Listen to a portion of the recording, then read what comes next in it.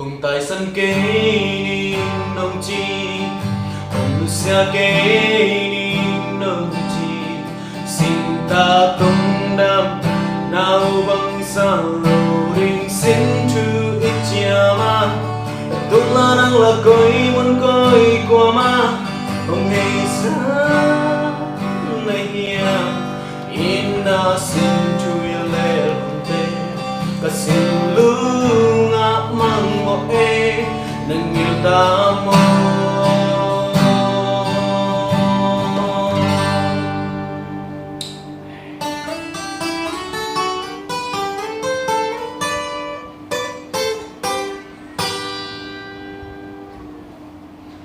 hello nang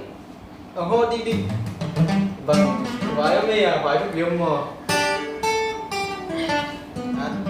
chim chim lắm mày băng chim bạc mấy nghe thu lọc đang đuổi kì nắng chim ngay sạp mà cái nắng công mua đàn busy tuột kè làm sao đúng không busy mẹ không mau về đấy chị busy tuột ca này chị đi nắng cái đàn là không nó sắt ate koi đàn mua lên nó sắp quên lung lên nó là đàn của đi hiểu vô xe rồi koi chích đàn tê koi tiên neo lên tê koi chỉ đi mấy lâu đi lung lên con có dùng lá cái sao sai về nè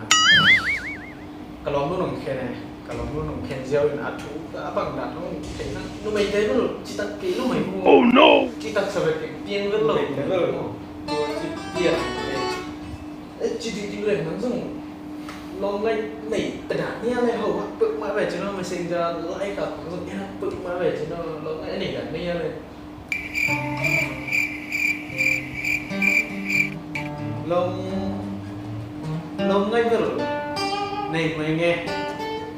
anh lâu đàn hảo con người chung bày lâu đàn hảo con người